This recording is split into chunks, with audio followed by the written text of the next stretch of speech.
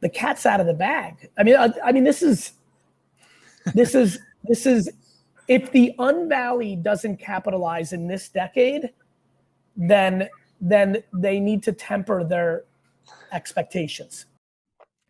That's Gary Vaynerchuk, but you may know him as Gary V. He's considered one of the leading global minds on what's next in culture, in tech, in relevance, and just generally the internet. He's today's guest for episode 1 of Unvalley, which is the show for leaders who want to unlock their full potential and plug into the biggest opportunities in tech and startups beyond Silicon Valley. I'm your host, Matt Hunkler, CEO of PowderKeg, and I'm excited to share that today you're going to hear not only from Gary Vaynerchuk, but also Mickey Cloud, the executive director at the Sasha Group, a Vayner X company based in Chattanooga. Gary serves as the chairman of Vayner X and is also the CEO of VaynerMedia, but he's also the creator and CEO of VeeFriends, which is a really cool NFT project that is just growing like crazy. Gary is frequently described as one of the most forward thinkers in business and acutely recognizes trends and patterns early to help others understand how these shifts kind of impact the markets, but also consumer behavior.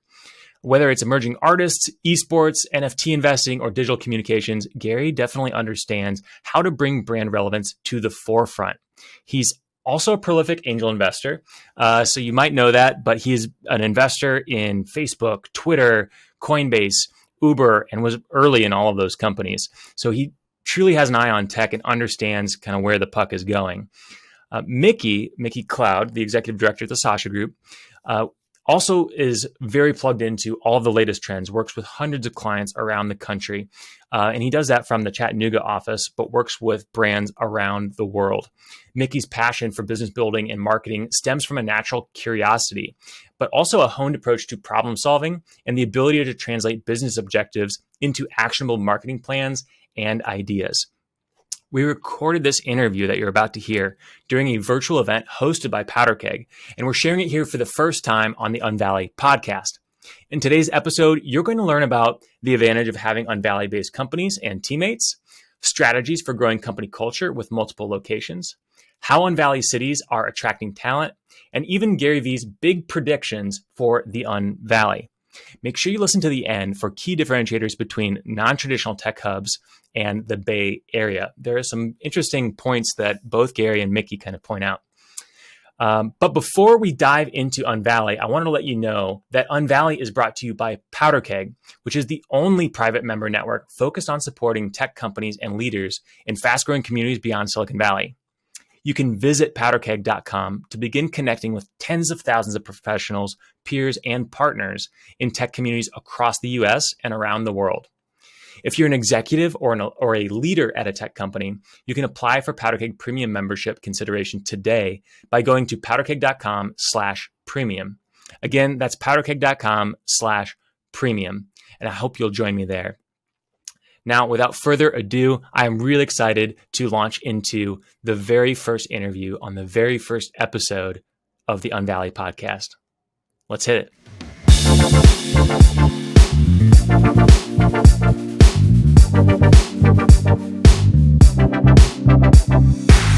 So please help me welcome to the virtual stage here at PowderKeg Unvalley, Gary Vaynerchuk and Mickey Cloud. Thanks, guys, for being here. Thanks, Matt. Absolutely. Thanks for having us. Absolutely. I'm super excited to have this conversation because I've heard a little bits and pieces of the story, but I wanted to make sure we got the whole thing here for everybody that's kicking off Unvalley bright and early for us. I'd love to hear how you guys met. Do you remember what that initial connection was like and how you knew there was a spark there? Mickey? Yeah, so it was fall of 2011. I was working in the advertising industry in New York, and one of the first people I ever met in New York at an ad agency job. She, Elise Bartlett, had moved away from New York and came back, and I was trying to help her find a job.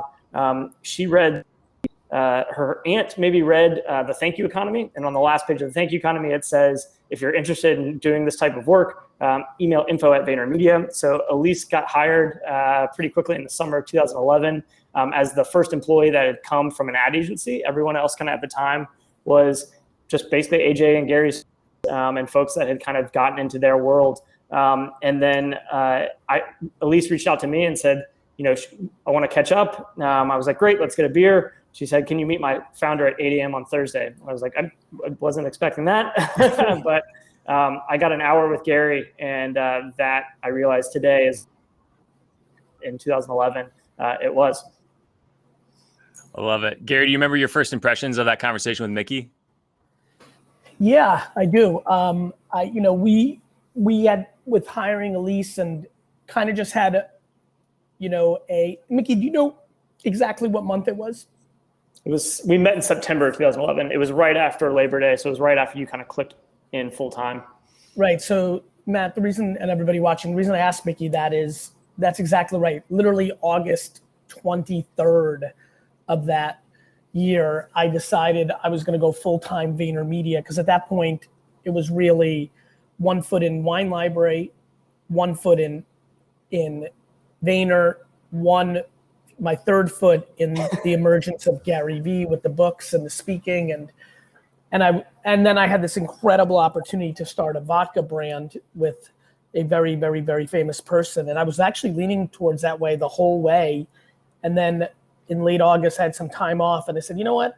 How is it possible that 2 years plus we've been doing this Vayner thing, and yet none of these agencies are still doing what we're doing, knowing how important it was? And so it became very obvious to me that was the right move. And so I decided to plug in, and I then went on the offense of, wanting to meet people from the actual ad industry, not just the disruptive DNA that we had. And Mickey was one of those first meetings, and I was, I'm quite intuitive, and to this day am comfortable in going with my intuition, and saying, hey, let's go deeper, let's go bigger. And, Mickey, I almost feel, I don't know if it was the second meeting or that first meeting, but like very quickly I was like, Mickey, what do you want? Like, yeah. I went like, what do you care about in life? And like, it was 20 minutes into the first meeting that you asked that question. And my answer was, I want to be back in the Southeast. Like, I want to leverage my experience in New York in advertising and bring brands and startups. And once I said that, Gary was like, well, then what do you think? Why are you thinking about interviewing anywhere else? Like, that's my world. And at the time I didn't really, I had watched maybe one video of Gary before I met him. I didn't know who he was. And so, we kept talking, and by the end of that conversation, I remember this so vividly. He said, listen, if you can come give me 4 years here and do the things I think you can do, and I do the things I think I can do, like in 4 years, we'll get you back to the Southeast.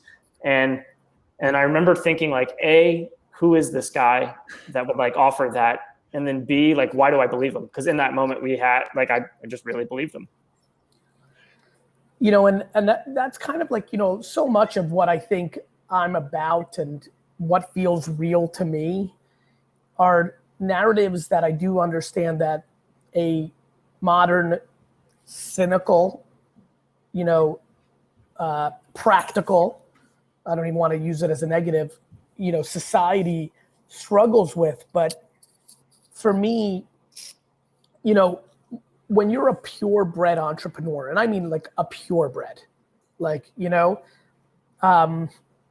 it feels, the reason Mickey believed me was because I was 100% in belief and was articulating my truth. And I think, as I've gotten older, especially in the last 2 or 3 years, it's really become very clear to me that life is uncomfortably about perspective.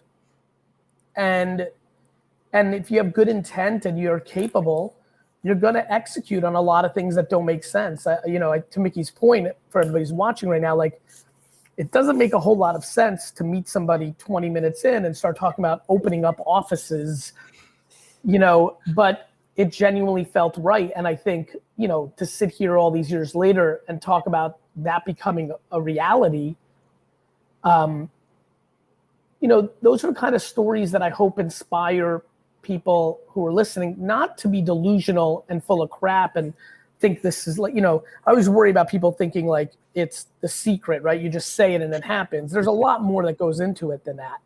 Well, it seems like in a lot of ways, you had a secret, or at least you were an insider in some ways, Gary, because I mean, you and I met in Omaha, Nebraska, where you were speaking on a stage in front of, I want to say it was 300, it was certainly less than 500 people. And Jeff Slobodski, founder of Silicon Prairie News, is the reason I was there. He's also the reason I think you were there. And the fact that you would fly to the middle of the country when you live in the New York City area, you probably flying to the West Coast quite a bit with your wine business, to come and throw a wine party, to pour wine at a wine party at Big Omaha and just shut it down. It's like you already knew there was a big opportunity in the middle of the country. And then here comes Mickey saying, hey, I want to ignite things and bring things to the Southeast. It seems like, what was it about the middle of the country that clicked for you? And sort of the opportunity beyond traditional tech hubs like New York or San Francisco, or even places like Austin? Common sense. I think humility and common sense, a lack of audacity, a belief in curiosity, an understanding of humanity, all those things play out, right? Like, why? I mean, I'm from my high school years where I probably refined my business skills I lived in Hunterdon County, New Jersey. And for those that don't know, I mean, Hunterdon County, New Jersey makes Chattanooga and Omaha look like New York City. So I thought technology was omnipresent, and I understood that talent might be in the colleges or the neighborhoods of Middle America or South America, non-New York. By the way, at the time, New York wasn't even respected as tech.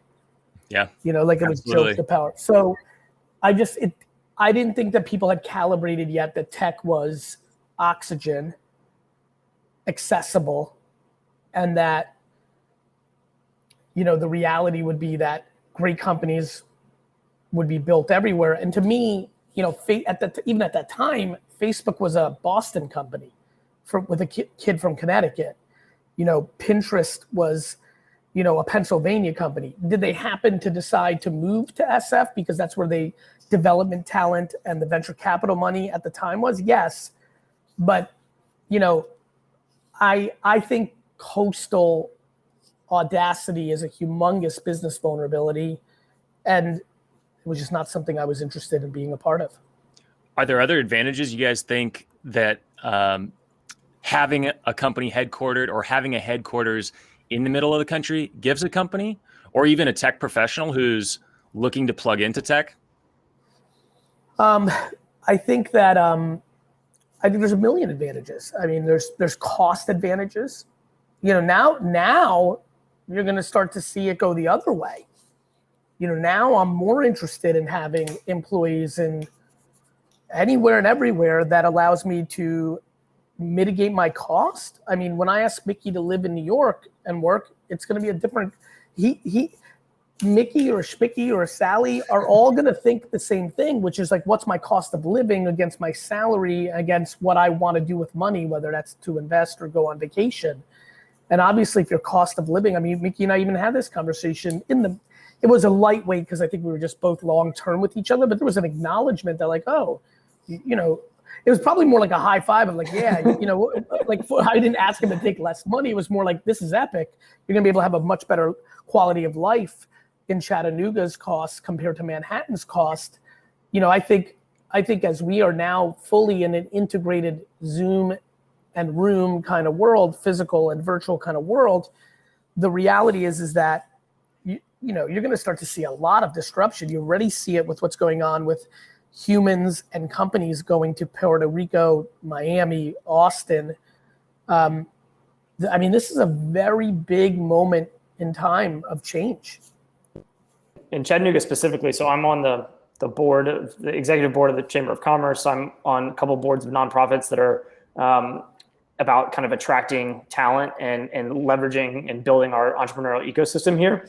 And those are conversations that the minute everyone the pandemic happened and maybe probably by late April, May last year, we were having conversations around how do we attract people to Chattanooga now, because I think PC Magazine called Chattanooga the number 1 place to work from home, because we've got the fastest internet in the Western Hemisphere here. We've got great quality of life, hiking. You've got, it feels like a big, small town. Like, you can connect with people, and people want you to generally succeed here. And so, we've been on the offense trying to recruit companies, talent, and it's a little bit of a different, like, economic development game where, it's really easy to kind of track, like, hey, this company has second office here or moved its headquarters here, and that created 8,000 jobs. It's much more difficult to track, like, 3 developers moved from Atlanta to Chattanooga to take advantage of this. But that's the dirt work that still needs to be done.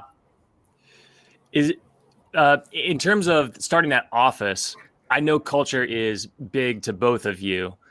I would imagine that's one potential risk of starting an office that's not in the same location. How did you mitigate that risk as you branched out, started new hubs, and made sure it still had that Vayner DNA? Well, so the strategy was we took 10 from our New York office. So essentially we announced, so we got recruited by Chattanooga to kind of open the office here. It was essentially a group of entrepreneurs reached out to Gary and said, I'll buy, Ted Alling was the main guy. He bought 2,500 copies of Jab, Jab, Jab, Right Hook, one of Gary's, I think, 3rd book. And in exchange, down for 24 hours to visit Chattanooga, and texted me on that trip saying, dude, I love Chattanooga. And we were talking about going to other markets. We were looking at Charlotte, Richmond, Raleigh, kind of places like that. But I was like, well, I'll go check it out. I hadn't been there since the 90s, but I had grown up going to camp. I knew it a little bit. But by the way, that was the best part of the combo. I knew that intuitively I felt something about Nooga, but I didn't know if I could get Mickey to go there. And like, I remember that combo as well. I was like, Mickey, Chattanooga? And he's like, I went to baseball camp there. I'm like, that's right. Some of the greatest memories of your life, right, boy? It's like, that was a fun combo. And so we kind of made the decision summer, fall 2014, and then announced it at the holiday party in 2014. And that, like, hey, we're going to open an office in Chattanooga. At the time, we had New York and we had San Francisco and LA. So we were like, all right, we've got the coast covered. We're going to open this off the coast office in Chattanooga, Tennessee. And we want 10 of us to go from New York down to Chattanooga. And so at that point, I had people coming up to me at the holiday party saying, hey, when can we grab coffee? I want to talk to you about it. Because some of the folks that we brought down, a lot of them, some of them maybe to the Southeast, but a lot of them were just like, hey, this sounds like a great career opportunity and a fun thing to do, to kind of be part of a founding team of an office. And so, we ended up bringing 10 people down, and then kind of have hired local talent around that 10 to kind of grow the office. So for that was a key strategy for a lot of our offices, Gary, whether in the US, globally. And so, it was certainly a way to kind of make sure we had the DNA transported from New York and the headquarters to this office. And then it was about, like, making sure that people knew that there could be connections. So Gary comes down to Chattanooga pre-pandemic, a couple times a year, and other people from the New York office that would come down and visit and make sure that there was still that connection. Were there any uncertainties, or did you have any sort of fear about starting this office in the middle of the country that wasn't one of the traditional, top 3 LA, SF, New York cities for an agency like Vayner, or Miami even, whether that was from you or your leadership team? I'm just curious if there was some early pushback before you saw all this momentum and traction, Gary. That's the beauty of not having a board or being publicly traded. I live and die on my decisions, right? So, no, I believed in it. I believe in it. And I'm sure there was whispers behind my back, but that's kind of, par for the course. I don't recall anything being too extraordinary pushback. Mickey? Was there anything that surprised you about starting a Chattanooga office that you didn't expect? I don't go in with expectations, Matt, in general. I think it's one of my great strengths. I think a lot of things played out the way I thought. I thought Mickey would be an incredible candidate for mayor of the town. I knew his personality. I knew his, disposition. I felt he was the right man for the job. That played out the way I thought. I think trying to think if there's anything, not necessarily, not anything that I can really think of. Maybe the fact that I wanted a direct flight situation quicker and easier. No, it's an incredible community. I would probably say I'm surprised we don't have more. That I would have lost that bet. I always thought about like Wichita and like, Des Moines. Like I think so much just started happening in a million different ways that we didn't end up having Louisville. I think, Mickey, we had a quick combo on at one point. We didn't really get to more satellites yet. And now, what does that even mean? Other than that, not really. Go ahead.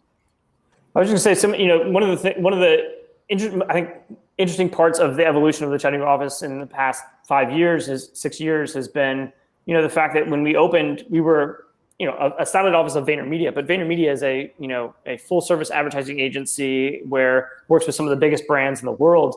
And Chattanooga was definitely not like you're going there for a client, right? Like we were going there because this community attracted us and because there was entrepreneurs here that we believed in and we felt like we could have an impact on the entrepreneurial ecosystem here. We weren't going here for a specific client. We had some clients in the area, 2-hour drive, to Knoxville, Atlanta. So we had some clients, and then we were able to build from there, but we were targeting larger companies in the Southeast, Dallas, Florida, places like that we were trying to work with bigger companies because that's the way the business model worked. But about a year, 2 years in of people coming up saying, I'd get a coffee meeting with someone and they say, our budget's $50,000 for marketing for the year. What can you do for me? And I said nothing. Like I'm sorry, we don't have an offering at that level. And after about a year of that, 2 years of that, me and Jesse and a few of the people here kind of went to Gary and said, we got to start selling something. And so we started doing some things on our own where we would, do trainings or we would go and do some auditing and consulting and things like that. And our VaynerMedia COO, James Orsini at the time, kind of noticed some of those things and helped kind of guide us on, as he was thinking about kind of pulling together an offering with Gary for entrepreneurs, growth stage companies, challenger brands, the true kind of middle market and below. It made sense for kind of Chattanooga to be a part of that because we were having so many business development conversations here locally, regionally, where we were leaving money on the table because we didn't have an offering to support a $250,000 budget. And that was the part of starting the Sasha Group was we need to be able to support that size of company and it doesn't really fit in VaynerMedia's halls at the size and scale that VaynerMedia was at that time. Exactly right. Gary, where did the name Sasha Group come from and why is it important to you? Well, it's named after my dad. His name's Sasha. Good Russian name. Needed a name. Feel like my small business.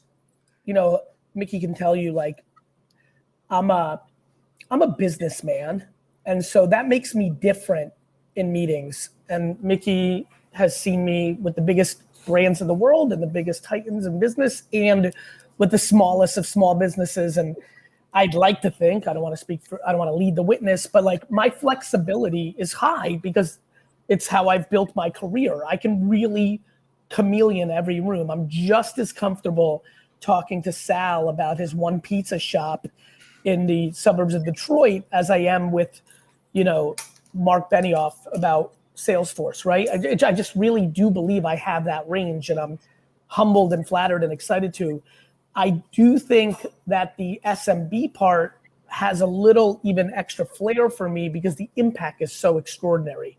One meeting with an SMB and giving them one good idea can really, change a lot for them. And so, I learned my SMB chops in my dad's liquor store, right? Where I did have a great impact And I lived the hyperbole.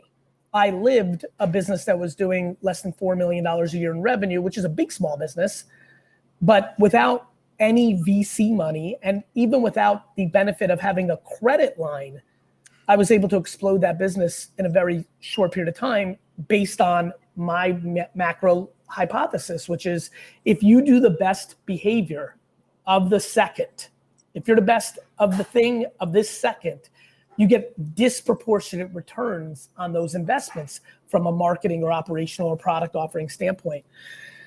And so I named it after my dad. And the best part of that story is when I told my dad, his reaction was negative because my dad is a very cynical old Russian dude. And I think for the first couple hours, he was trying to figure out what the angle was and what was the downside risk. A few weeks later, he was proud. I think he's happy now. But yeah, that's why we named it that way. And it's been a really, really fruitful endeavor. It feels fun. The impact's extraordinary. I think about some of the stuff we've worked on. It's just, you're changing people's lives. Well, and I love your fingerprints are all over that, right, Gary? And the fact that you bring the positivity. Well, maybe your dad is naturally pessimistic. It seems like you're naturally optimistic, not unaware of potential downside, but overall optimistic about the opportunity. And I'm curious, before you go here, what do you think is the big opportunity for the Unvalley? What kind of predictions would you make over the next 5-10 years for non-traditional tech hubs? Well, I mean, I think we're going into the golden era. If you're in the Unvalley right now, you need to go ham and explain to people, like, why not live here? Here's a better tax situation. Here's more, look at all the yard you get for this price. Look how much the restaurants cost here. Look how epic the people are. And oh, by the way, I mean, I've had the best business year of my life professionally. I could have been anywhere in the world. I haven't left my home. Like my parents, like now things will go back to, we're not going to be in a global pandemic forever, thank God. But my behavior's changed. Like I don't need to get on a plane for one meeting in Chicago, get that crappy 6 a.m. Chicago flight that I have to wake up at 4:30 for, to have a meeting and then fly back and get home. Like that's a 1 hour meeting on Zoom now that even a 63-year-old corporate America executive is signed up for. The cat's out of the bag. I mean, this is, if the Unvalley doesn't capitalize in this decade, then they need to temper their expectations.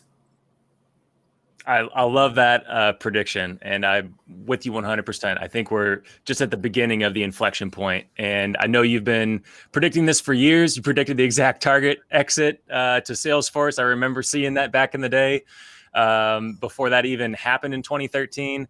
I know I met you in Omaha, Nebraska, of all places, and I know you took time out of your day, first thing in the morning this morning, to be here with us. So, Gary, I want to thank you for being here and sharing some of the Vayner story with us.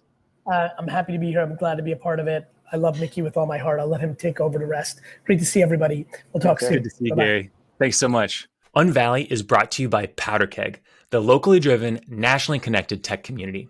PowderKeg is the only private member network focused on supporting tech companies and leaders in communities beyond Silicon Valley. Go ahead and visit powderkeg.com to begin connecting with tens of thousands of professionals, peers, and partners in tech communities across the US and around the world. You can apply for PowderKeg Premium membership if you're an executive or a leader at a tech company.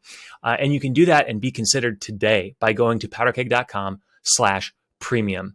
Again, that's powderkeg.com/premium to be considered for PowderKeg's premium membership, which will help you build momentum and become known in the fastest growing communities in the country. And Mickey, I'm excited to go even deeper with you because I was biting my tongue because I knew we only had 30 minutes with Gary, but I'm eager to hear what it was like starting up a new office in Chattanooga. So many companies, so many people are looking at moving outside of, to Gary's point, more expensive locations that are more competitive for talent and just really don't provide the same quality of life and quality of business operation. What was it like coming into Chattanooga and setting up shop for the first time?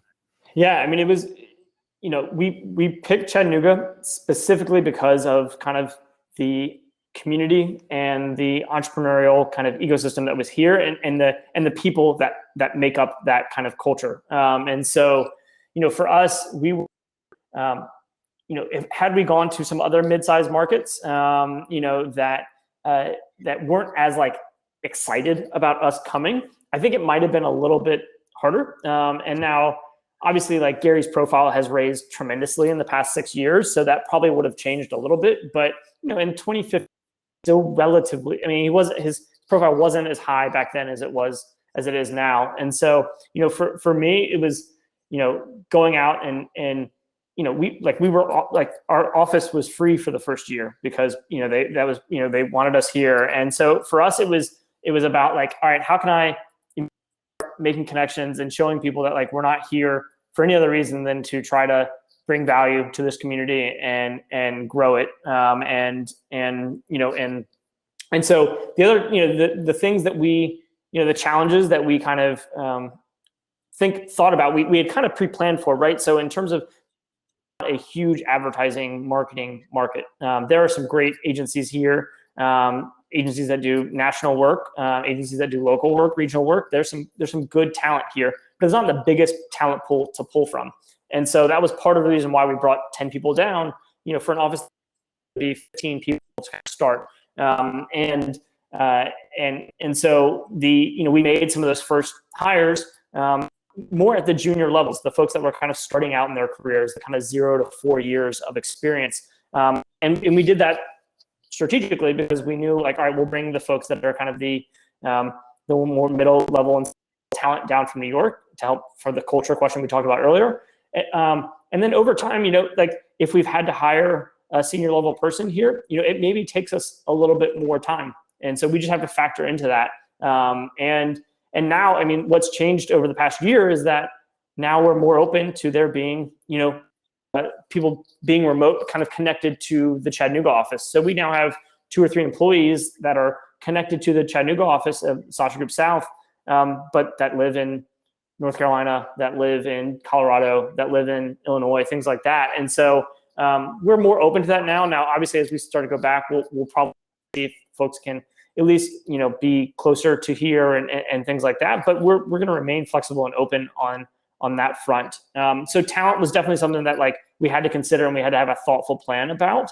And then business development. But business development for us is obviously a little bit different, right? Because of who he is and because of the profile he's got. And so, in the early years, it was a lot about like if there was someone in if there was a business development opportunity that came to Gary and it was in somewhere around the Midwest or the Southeast, like he looped me in or his team looped me in almost immediately, and we would be having conversations. Gary would kick it off, and then it would be on me and the team to kind of pull it through. And he would obviously be helping there to kind of make sure it gets closed. But after that kind of first initial meeting, it was on the back of our office to kind of get it up and running.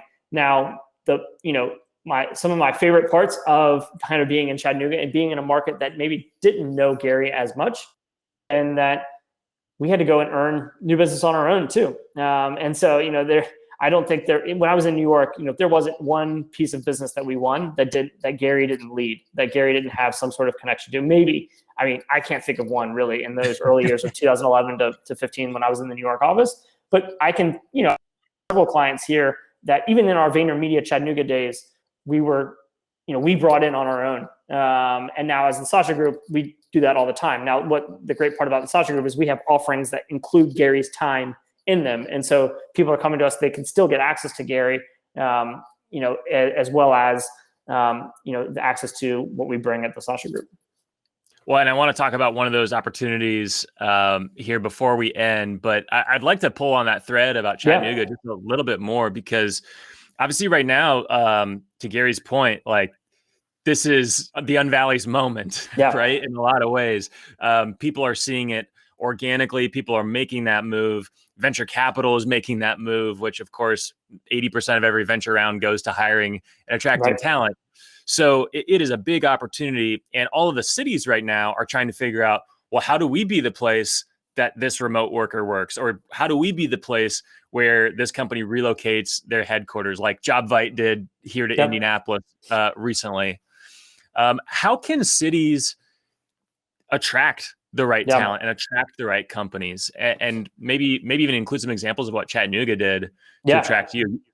Yeah. So for the way we think about it, and I can't maybe speak for everyone, but the way I think about it, and my role is on the chamber board and collab board and enterprise center and things like that, is, let's identify our assets and double down on those strengths. So our assets here in Chattanooga we have the fastest internet in the Western Hemisphere. Like, that's not hyperbole. It is literally, the local utility over 10, 12 years ago, company called EBP, that provides power to, everyone here as a utility, put in a 600 square miles of a fiber optic network to create a smart grid, so that if power went off at your house, it could be redirected from my house to yours on the smart grid and get you back up quickly. Now, as they were building that, they realized, well, we have this fiber. We could also provide internet and internet services and fiber optic internet services. And so that they put that in. And so, now that's, we have up to 10 gig speed offering that you can have, to residents anywhere in kind of the footprint. So let's leverage that. And that's, the entrepreneurial community has definitely rallied around, like, this is a flag that we can carry, so let's carry it. Additionally, we have a long history in Chattanooga of entrepreneurship, but also in the logistics space. So, two of the largest trucking companies are based in Chattanooga, and US Express and Covenant Transport.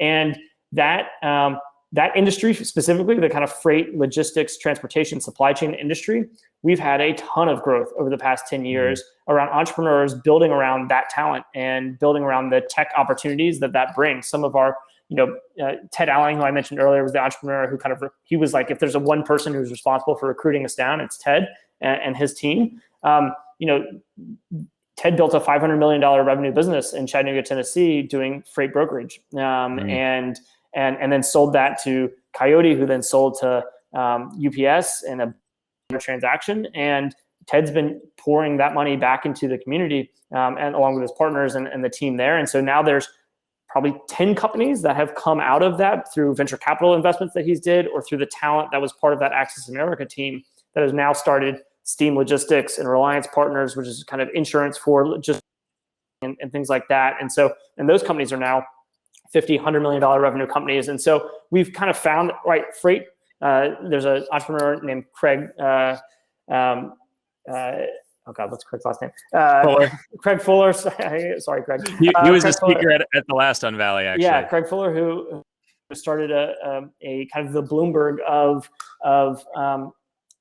freight, in the freight industry, FreightWaves, which covers the freight industry in a very editorial way, but then also has a SaaS product built on top of that provides data to anyone that needs kind of a look at the freight industry. And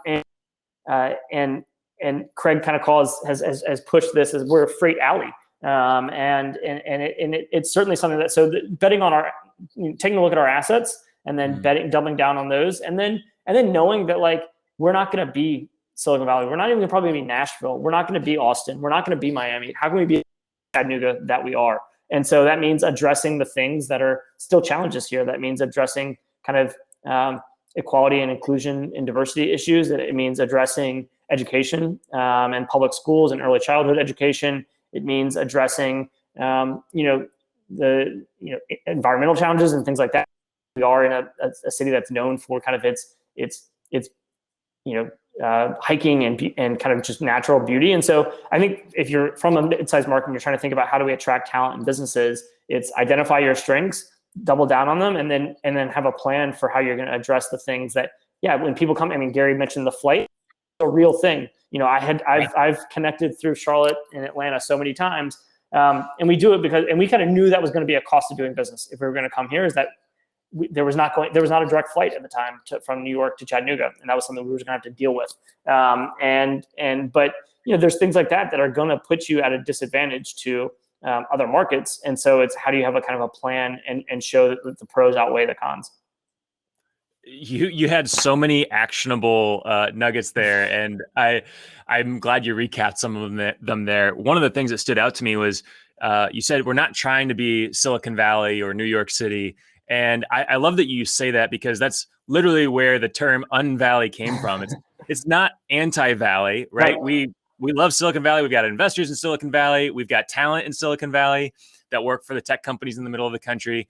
Unvalley I actually stole it from the Uncola, which is how 7-Up branded itself. We're not trying to be another Coke. We're a different thing. We're the Unvalley. And I think the cities that are doing that, and to your point, playing off the strengths while also thinking about, okay, what are the drawbacks, and how can we have a realistic plan to address some of those.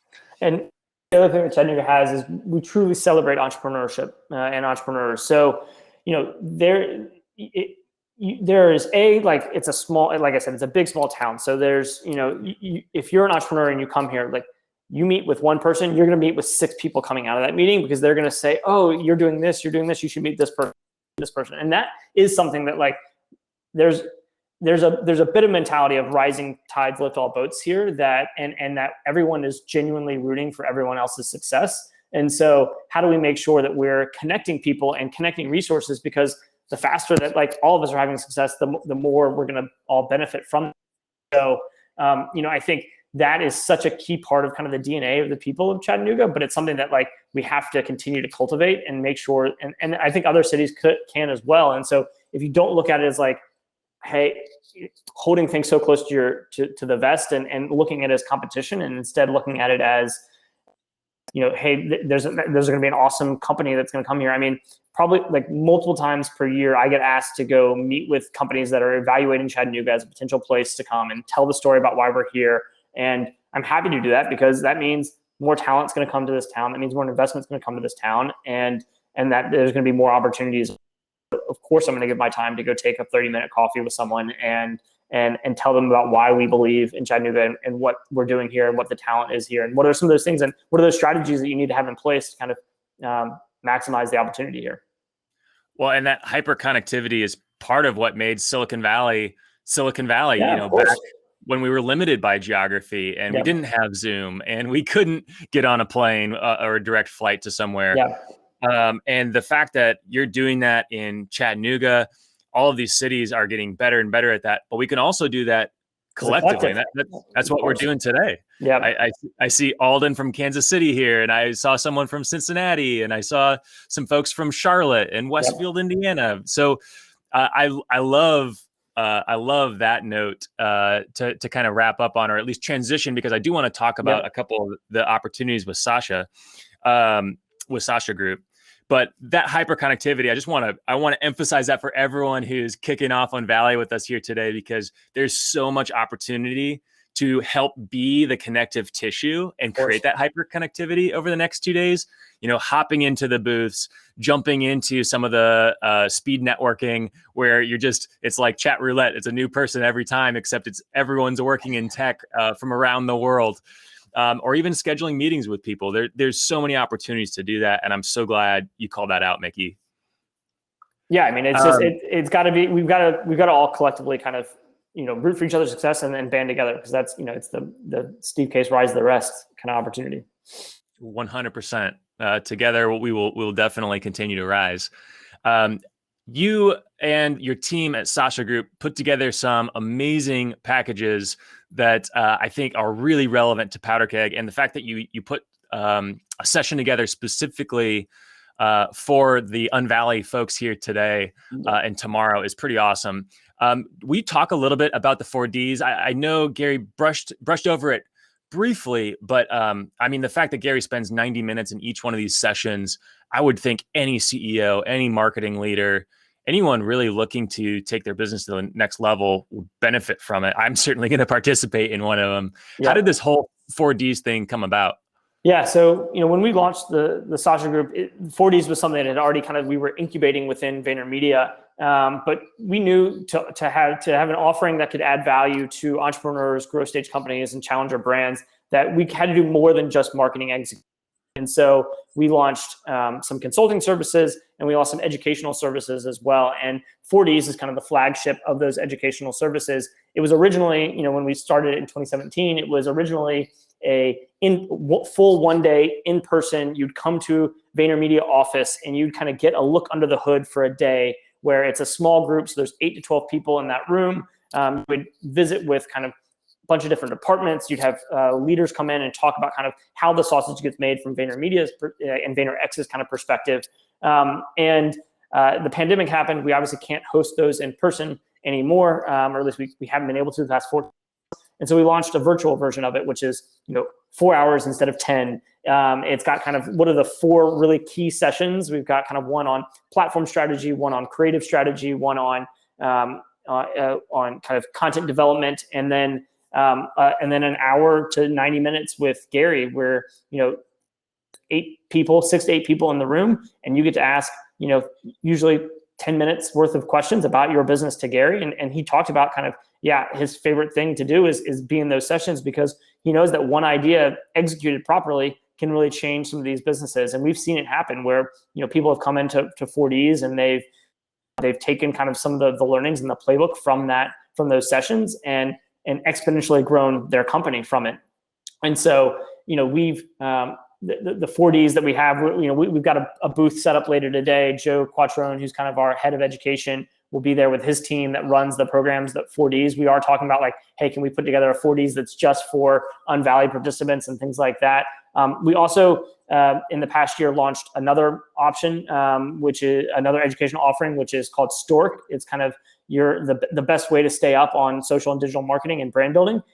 It's a private kind of email and Facebook group where we deliver weekly videos on kind of the best and the latest and greatest on social and digital marketing and brand building. So there's a 5 to 10 minute video that comes out on Monday. Articles come out on Wednesday related to it. And then there's a Q&A, kind of ask me anything, on Friday with the person who kind of developed that video. And so it's access to kind of leaders at the Sasha Group, folks in our network. We bring in experts and things like that as well. And so, there's we've really seen it kind of unlock just a ton of value. And then now there's a network of a community of people that are, I think that's another great part. Stork has got 400 plus members now that are, it's $300 for the year. And I think we've even got like a discount code for folks that are coming from Unvalley. So for $25 a month or less with this discount code, you're getting access to a library of marketing material. So we kind of call it a membership for that reason, because we've got over 50 videos in the library, and we'll be adding more every week. And then you've got a network that you're connected with entrepreneurs who are maybe, facing similar challenges in a similar industry or related industry. And that's part of what we do is we connect people within that kind of community and say, hey, here's people that have maybe had to solve for that. So go talk to them. So between our 40s alumni, our Stork members, we have, a really nice network of folks that are the same places that a lot of entrepreneurs are, and are people that can be learning from one another. And we're there to help facilitate that and bring value in as many ways as we can. I really appreciate you putting that together. I mean, the fact that you're even discounting a $300 a year program for Powder Keg Unvalley is really generous, because the value there is just like 100x. I mean, I took a look at the program. I want to get one for my head of community and one for my head of marketing, just because there's so much there and so much to be learned from the people in that community that you've put together. And we're definitely seeing the power of community today. And I'm excited to bring some of those folks who are interested in doing the 4Ds together for a session with you and with Gary, just to really help kind of take our businesses to the next level, as we have this huge opportunity on the Unvalley, as you and Gary have pointed out here over the last 45 minutes or so. So I want to thank you, Mickey, for being here, bringing the thunder, bringing Gary, and sharing some of that story of the move to the mighty middle, way before anyone was talking about it in the New York Times or in TechCrunch. So I knew that you would be the right people to kick off Unvalley here with us this morning. So thank you. Thanks so much, Matt, and excited to kind of connect with folks over the next 2 days. That's it for today's show. Thanks so much for listening. Also, huge thanks to Gary Vaynerchuk and Mickey Cloud for being a part of Unvalley Episode 1. Make sure you go check them out. You, of course, have Gary V on all the social media platforms, and GaryVaynerchuk.com, where you can find all the things he's involved with. But then also check out the Sasha Group, just an amazing organization working with really cool clients around the world. For links to their social profiles and other people, companies, and resources mentioned in this episode, head on over to powderkeg.com and check out the show notes. That's powderkeg, powderkeg.com. You can find the Unvalley podcast at powderkeg.com/unvalley or powderkeg.com/podcast. Both of those things take you to the same place. Made it super simple for you. Thank you so much for tuning into Unvalley, the show for leaders who want to unlock their full potential and plug into the biggest opportunities in tech and startups beyond Silicon Valley. If you're currently looking to plug in and learn a little bit more about what's going on in the Unvalley, the area beyond Silicon Valley, make sure you subscribe to our newsletter. It's completely free. We send it out every week. It includes the biggest funding announcements, the biggest acquisitions, and some of the biggest trends happening in tech, no matter where you live. And if you're currently in the market for finding a new role, PowderKeg can connect you with awesome tech companies between the coasts that are growing like crazy. Right now, you can apply to get matched with real decision makers at some of the best tech companies in the world through the PowderKeg job matching platform. Just go to powderkeg.com/jobs and you can get plugged right in. It's 100% free. Again, thank you so much for listening. To be among the first to hear about the stories of these entrepreneurs, investors, and other tech leaders who are doing amazing things beyond Silicon Valley, please subscribe to us wherever you listen to podcasts by going to powderkeg.com/podcast. If you're already subscribed, if you could just leave us a review, that would be amazing. We'll shout you out on an upcoming episode. Very excited to bring in some community elements to what we're doing in future episodes, but wanted to make sure you got this first episode. Again, that's powderkeg.com/podcast, and we'll catch you next time on Unvalley. Since you just listened to this podcast, you might be thinking about starting one for your company. Lucky for you, our partners over at Casted have you covered. Casted is the first and only podcast and video marketing platform made specifically for B2B brands. The platform makes it possible to publish, syndicate, amplify, and measure the value of your podcast and video content.